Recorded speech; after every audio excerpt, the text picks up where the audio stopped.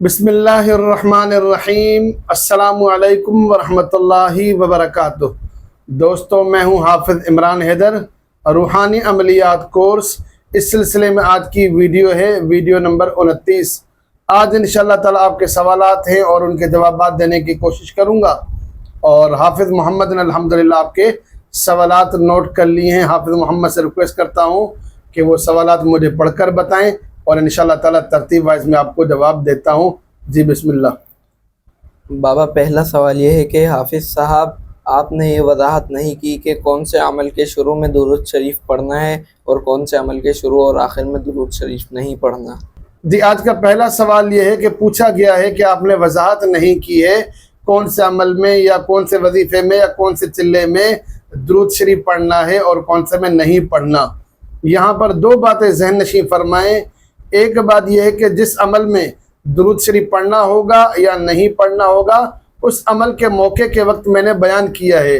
جس وظیفے میں الحمدللہ میں نے بتایا ہے درود شریف پڑھیں تو وہاں پڑھیں، اور جس میں نے بتایا ہے نہ پڑھیں یا خاموش رہا ہوں تو وہاں درود شریف نہ پڑھیں۔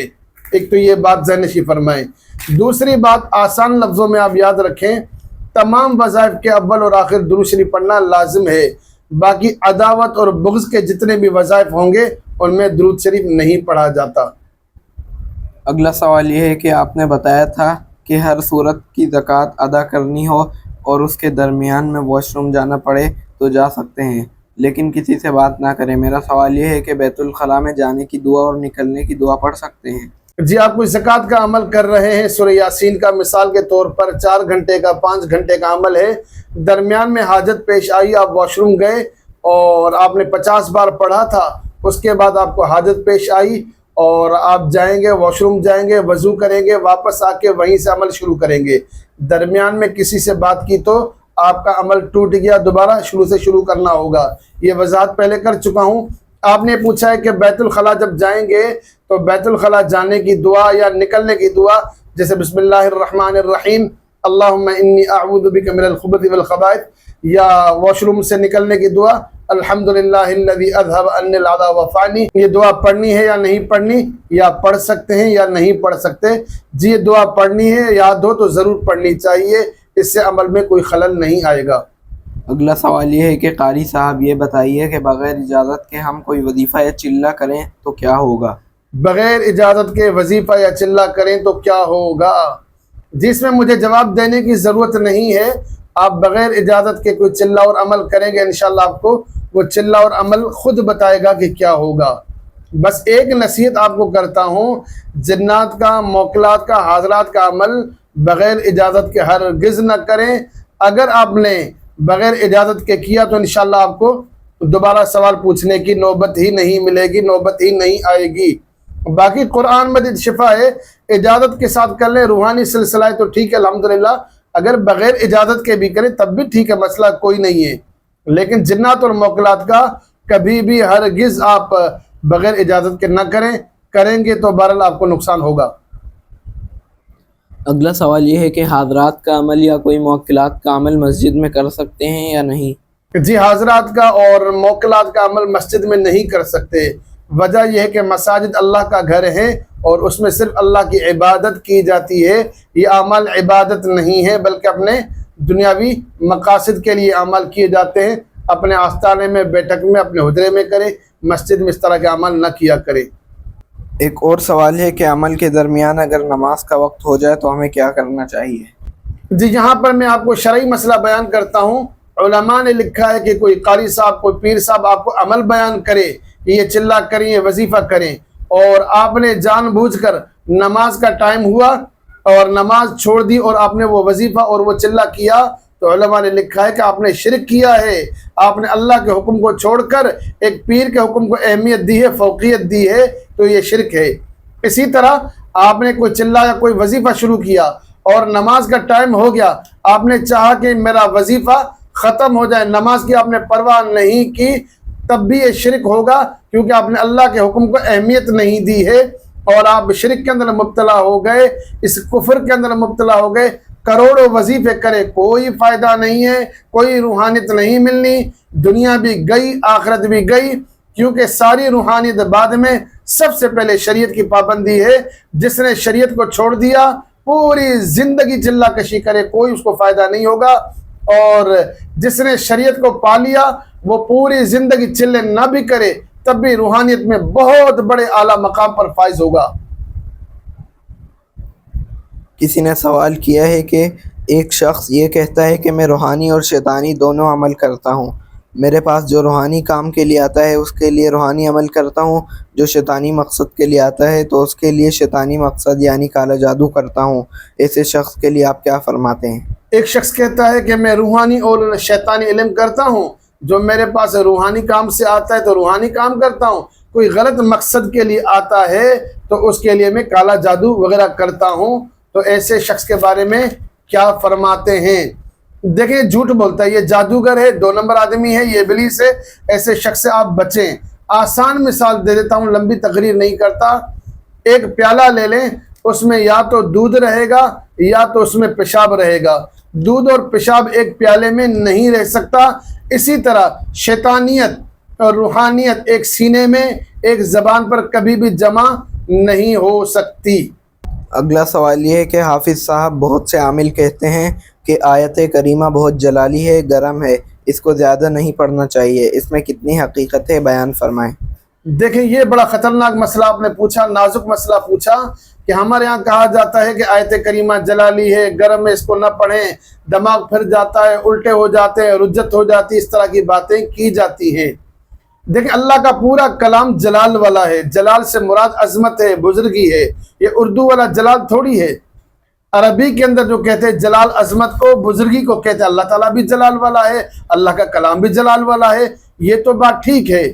لیکن جس کو ہم اور آپ جلال سمجھتے ہیں، اکثر خواتین کہتی ہیں کہ میرا شوہر بہت جلالی ہے، یعنی کہ وہ بدتمیز ہے، بد اخلاق ہے، لڑاکا ہے، وہ جھگڑالو ہے، تو اس سے مراد ہم غلط لیتے ہیں۔ اردو میں جلال کچھ اور ہے، عربی میں کچھ اور ہے۔ آپ نے تعبیر اس سے اردو والی لی ہے کہ یہ آیت کریمہ گرم میں، اس کو پڑھیں گے معاملات خراب ہوں گے، دماغ الٹ ہوگا، تو یہ جھوٹی بات ہے، اس کی دلیل دیتا ہوں۔ قرآن میں اللہ تعالیٰ نے فرمایا کہ وَظَنُّونِ إِذْ ذَهَبَ مُغَاضِبًا فَظَنَّ أَن لَّن نَّقْدِرَ عَلَيْهِ فَنَادَىٰ فِي الظُّلُمَاتِ۔ اللہ تعالیٰ نے یاد دلایا ہے کہ یونس علیہ السلام کا قصہ یاد کرو، جب وہ اندھیرے میں تھا مجھے پکارا، اللہ کو پکارا، کیا کہا؟ اللہ الہ الا انت سبحانک انی کنت من الظالمین، الہی آپ کے سوا کوئی معبود نہیں ہے، آپ کی پاکی بیان کرتا ہوں، انی کنت من الظالمین، میں کمزور ہوں، میں عاجز ہوں۔ اللہ تعالیٰ نے فرمایا فاستجبنا له ونجیناہ من الغم، میں نے یونس علیہ السلام کی دعا کو قبول کیا، غم سے نجات دی۔ وَكَذَلِكَ نُنْجِي الْمُؤْمِنِينَ، اسی ہی طریقے سے مومن دعا کریں گے تو ان کو بھی نجات دوں گا۔ اللہ نے خود حکم دیا ہے کہ یونس علیہ السلام کی طرح اگر کوئی مومن پریشانی میں، غم میں، مشکل میں، مصیبت میں دعا کرے گا تو اللہ تعالیٰ اس کو نجات ضرور عطا فرمائیں گے۔ ایک اور جگہ فرمایا ہے فَلَوْلَا أَنَّهُ كَانَ مِنَ الْمُسَبِّحِينَ، اگر یونس مچھلی کے پیٹ میں یہ تسبیح نہ کرتے، لَلَبِثَ فِي بَطْنِهِ إِلَى يَوْمِ يُبْعَثُونَ، قیامت کی صبح تک وہ مچھلی کے پیٹ میں رہتے۔ یونس علیہ السلام جب مشکل میں ہوئے تو اللہ تعالیٰ کو دن رات پکارا، یاد کیا، اللہ تعالیٰ نے آپ کو مشکل سے نجات عطا فرمائی، اور ہمیں حکم ہوا جب تم بھی مشکل میں پھنس جاؤ، پریشانی میں ہو، غم میں ہو، اللہ کو یاد کرو اور آیت کریمہ کو کثرت سے پڑھتے رہو، اللہ سے مانگتے رہو، اللہ تمہیں بھی مشکل سے بچائے گا۔ اگر یہ آیت کریمہ یہ جلالی ہوتی، اردو والا جلال، اگر یہ جلالی ہوتی، گرم ہوتا، دماغ خراب ہوتا، مسائل بگڑتے، رجت ہوتی، تو اللہ ہمیں کبھی بھی اس کا پڑھنے کا حکم نہیں دیتا۔ تو قرآن مجید کی کوئی آیت بھی پڑھیں آپ، اس کی کوئی رجت نہیں ہوتی، اللہ کا کوئی بھی نام پڑھیں اس کی کوئی رجت نہیں ہوتی۔ آپ اللہ کو یاد کریں، اس طرح کی باتوں سے آپ گریز کریں۔ باقی عامل حضرات کے لیے رجت سے مراد کوئی اور ہوتی ہے، وہ ہم جب جنات کا، موکلات کا، حضرات کا عمل کرتے ہیں وہاں ہم کہتے ہیں کہ کچھ قاعدے قوانین کو فالو کریں، استاد کی اجازت ضروری ہے، شیخ کا ہونا ضروری ہے، وہ خاص کے لیے، خواص کے لیے باتیں ہیں۔